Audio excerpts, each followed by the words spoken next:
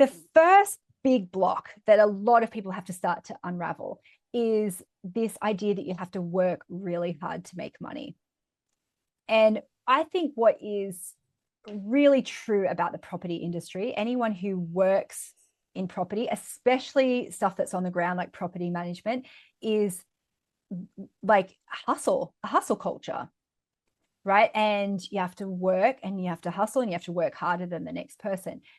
And that's fine. That might be true for the industry for sure. But we all have our own personal relationship to work and money. So depending on how you grew up, what your parents did, you might have a story that, you can't ever rest. You can't hire help. You can't find shortcuts to make things easier.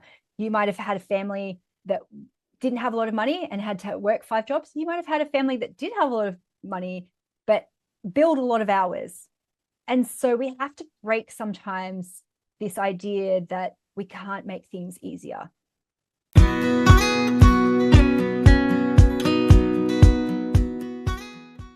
Welcome back to the Property Management Podcast. And today is a super special episode because I get to chat with someone I truly admire.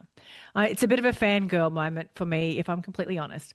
Denise Duffield-Thomas. And if you haven't heard of Denise yet, she is probably one of Australia's leading mindset mentors. She's a best-selling author and all-round powerhouse who has helped thousands of people break free from limiting self-beliefs and help them create lives filled with abundance and joy.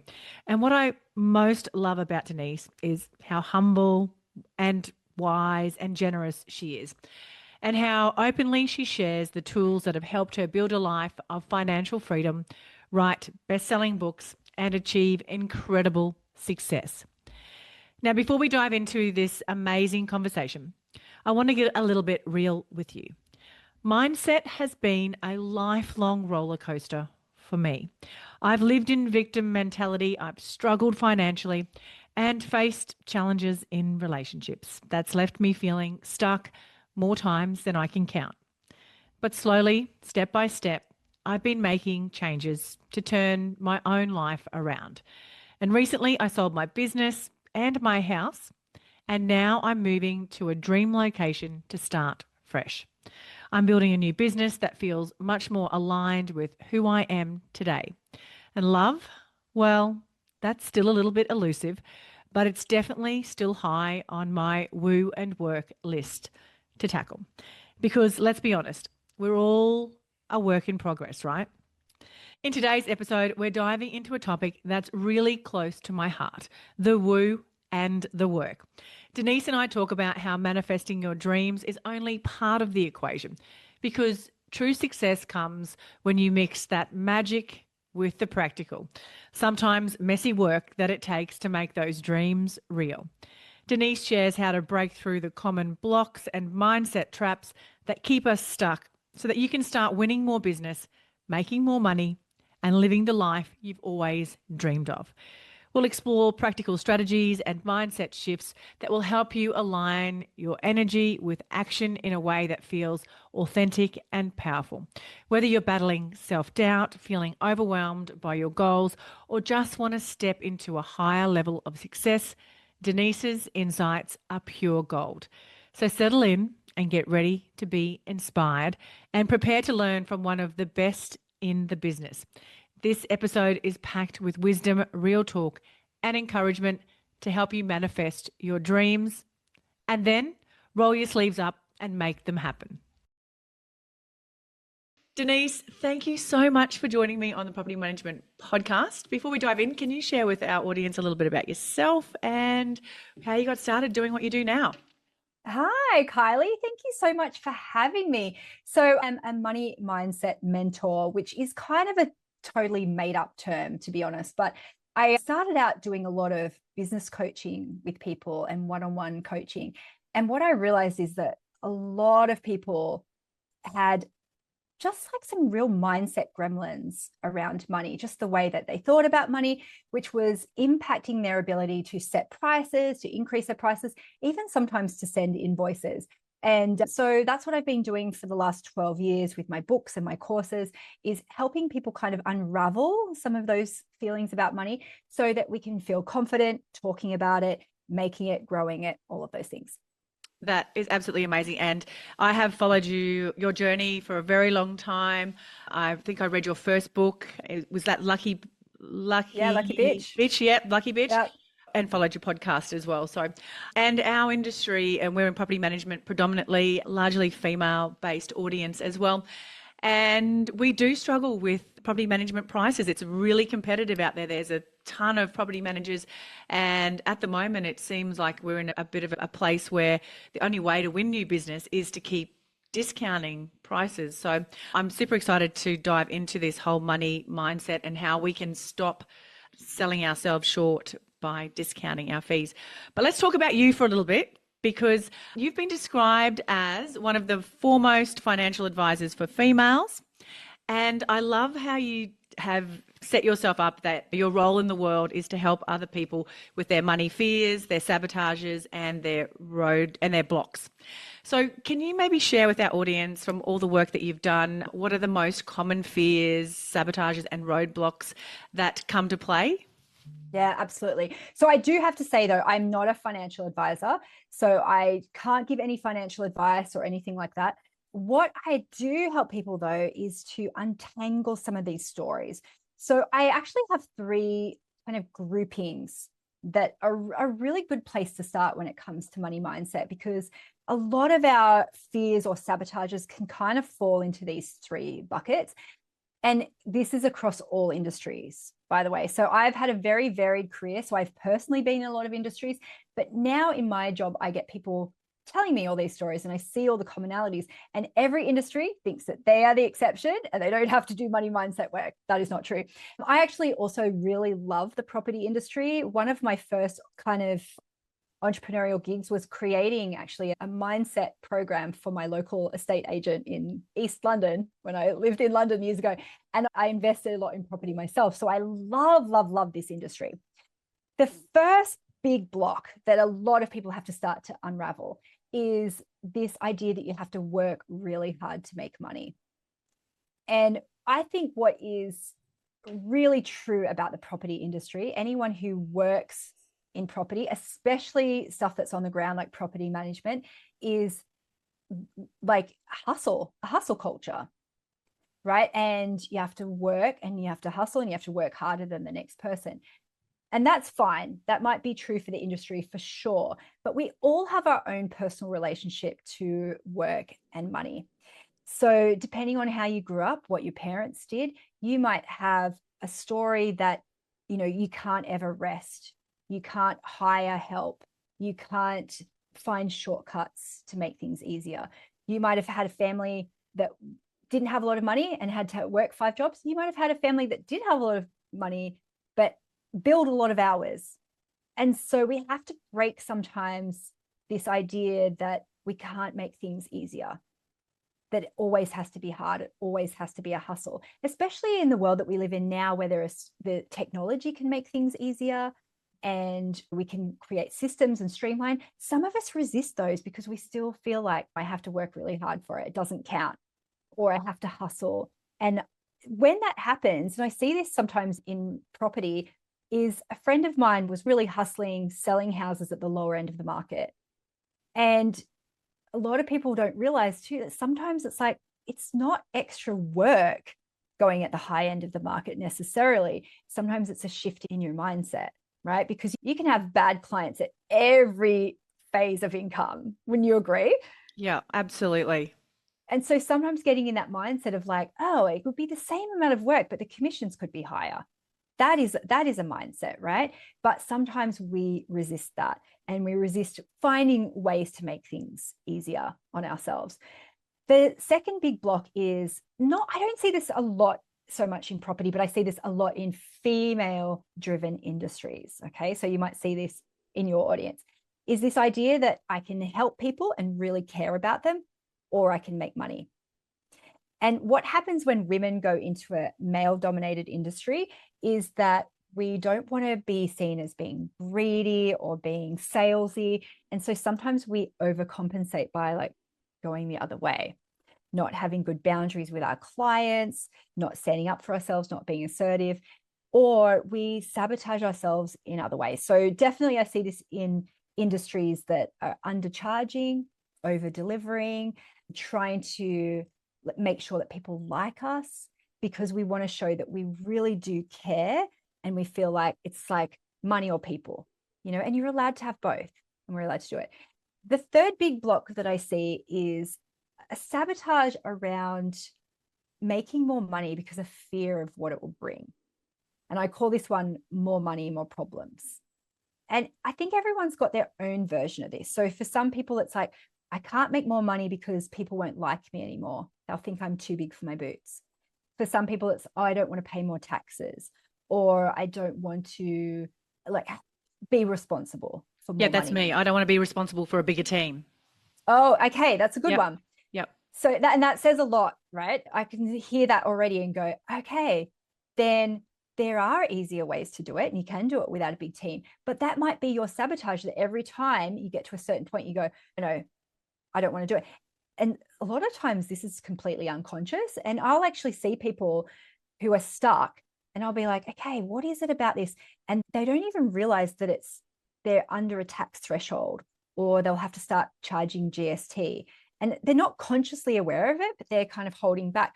Sometimes they're holding themselves back at their old salary for a job that they really hated, or someone else's salary, like their partner or their dad or their brother, and they're kind of holding themselves back too. But it's that feeling of, if I creep over, something bad will happen.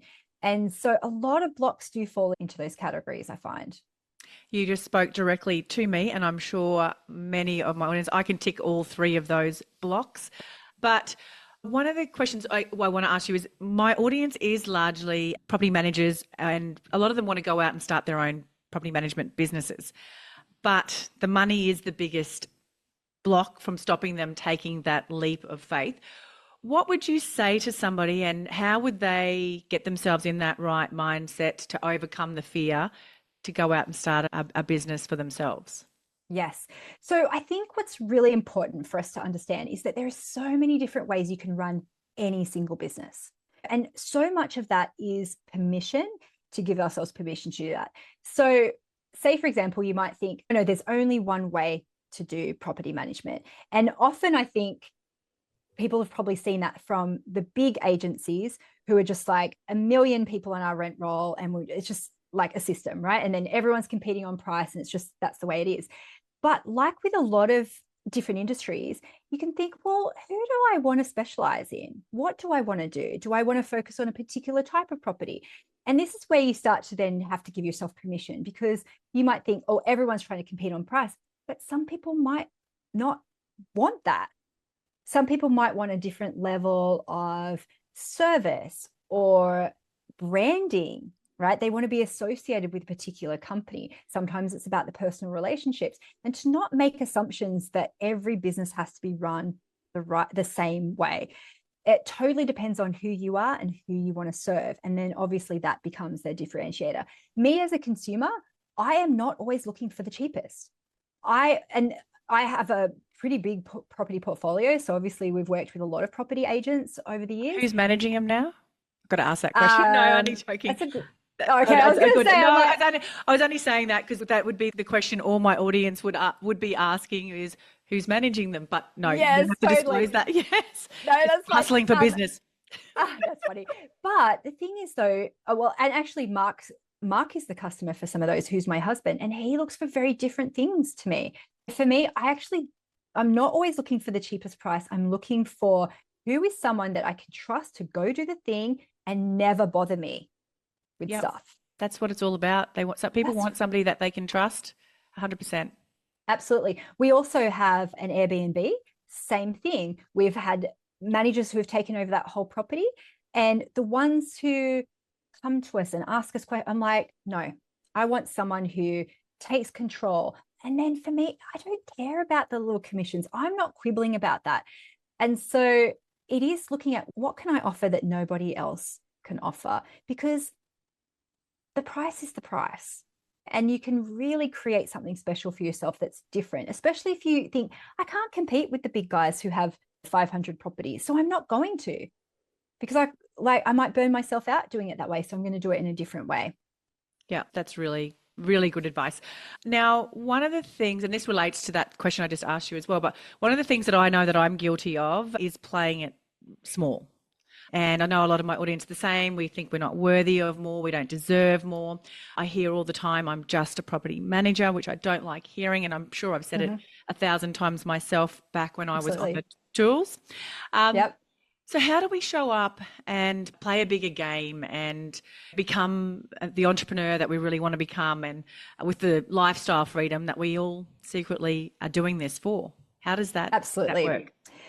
So last week I was at my mastermind of peers, people that we kind of come together, and we asked each other this same question, right? Of like, what is the biggest thing you've done in your business, or the one thing? And I was sitting there really racking my brain to go, it was different things at different times. But then I went, oh, I know what it is. And it is always surrounding myself with the right people. Because when you are in business, it can be very lonely. And of course, you have to make all the decisions yourself if you're a solo person. And we don't know what we don't know. So I know what I've been excellent at is putting myself in rooms with people who have achieved what I want to achieve. And not even necessarily they're my mentor, but I might read their books, listen to their podcast. And there was one person in the room last week, my friend Leonie Dawson, and I said to her, when you shared that you made $30,000 from something, it changed my brain. And I remember saying to my husband, Mark, I was like, oh my God, come and have a look at this. This girl that I know made $30,000 from a launch. And half the room said the exact same thing. And Leonie's like, I don't even remember that.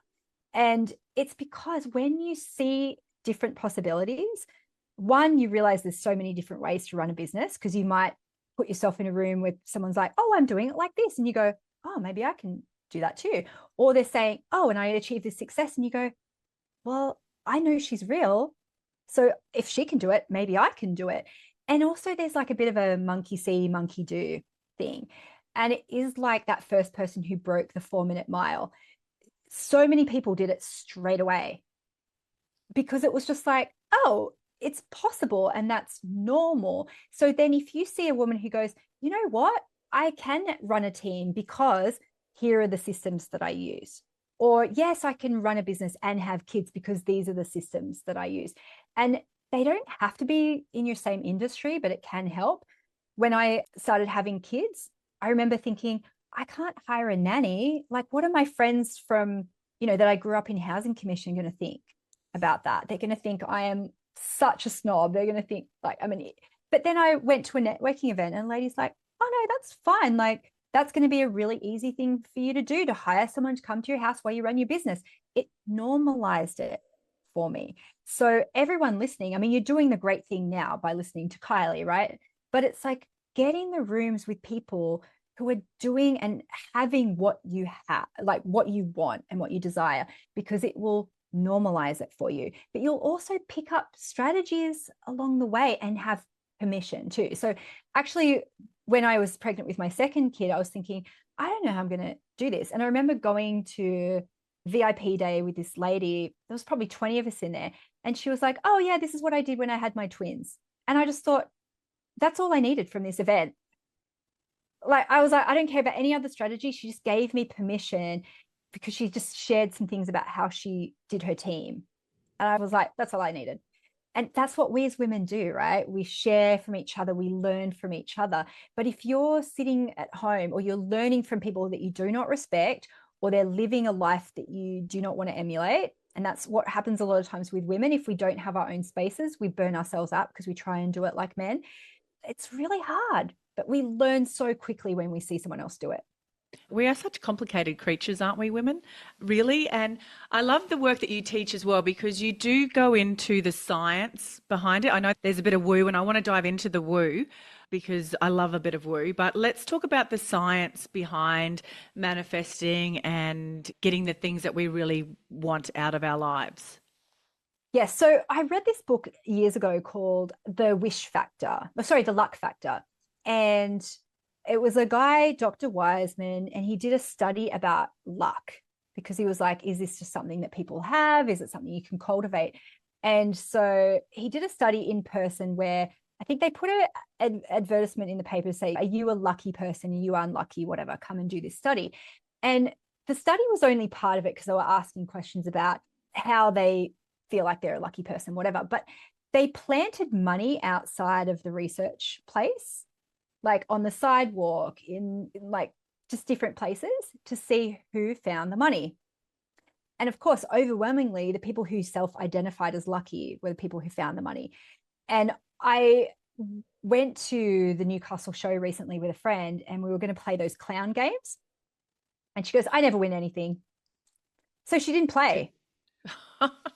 She didn't even play. And that is one of the factors that he did in this study, to say people who self-identify as lucky are the ones who actually put themselves forward for things. They actually put themselves in the game. And so you think of that of real estate, which can be such a numbers game, right? It's like, if you think, I'll never be able to sell a house in that area, or I'll never be able to get that commission from somebody, you're not even going to show up. You just don't put yourself in the opportunity. And so then I think the other factors where like they expect that good things happen. And if they don't, they're just like, oh, well, there's another thing that could happen. And so he explains a lot of the science so much better than I can. But there is something in our brains, the reticular activating system, where it's like when you focus on something, you're more inclined to see it. So that's where we go, okay, you start thinking about getting a new car and suddenly you see those cars everywhere. Not because they're suddenly magically turned up, is because you've focused your attention on that. And so you see it. And so then if you reverse engineer that a little bit and to say, like, I do want to feel like a success. The more that you can put examples of success into your brain, the more you're going to believe it for yourself. And so that's where, like I said before, podcasts, going to conferences or events where people are speaking about success, you start to then expect it and look for it and believe that it's possible for you as well. So then you actually put yourself into the possibility, and then it looks like magic on the outside. And I talk about this a lot in my first book, Lucky Bitch, where I won this competition to go traveling all around the world, all expenses paid, for 6 months. And I really break it down to say, like, I wouldn't have even known about the competition if I hadn't put a post-it note on my office of like, I want to go traveling around the world. If I hadn't spoken to people about it, because my friend was the one who sent me the job opportunity, I wouldn't have applied for it if I didn't kind of go, that is a possible thing for me to do. And then all of the things I did to win it, you kind of go, yeah, it was inevitable. But from the outside, people going, oh, you lucky bitch. And it's like, well, no, I literally just, there was no, it was inevitable almost. That is an amazing story. And I teach a lot of growth work in what I do. And it's based off personal experience. When I had a period in my business where I was just stuck, I couldn't get any traction, couldn't get any new business coming in. And I set up a system to generate growth. And I guess the only thing I did differently was I put my energy into it. You know what I mean? I didn't sit there going, I wish I could grow. I wish I could grow. But I started putting my energy into it, and I tried this thing and I tried this thing. And then the conversations and then the opportunities that came because I had put my energy and taken that. So I guess I put my energy and had taken that first step. So I want to, and there's a story I remember reading, I'm not sure if I read it or heard it on your podcast, about you getting your dream home by the water. So I've just sold my house and I'm currently homeless looking for somewhere, and I am manifesting my dream house at the moment, which I've been doing for a very long time. But yes, talk me through that process and send me some of your lucky energy as well. In that process. Yeah. Oh gosh, yes. Are you feeling overwhelmed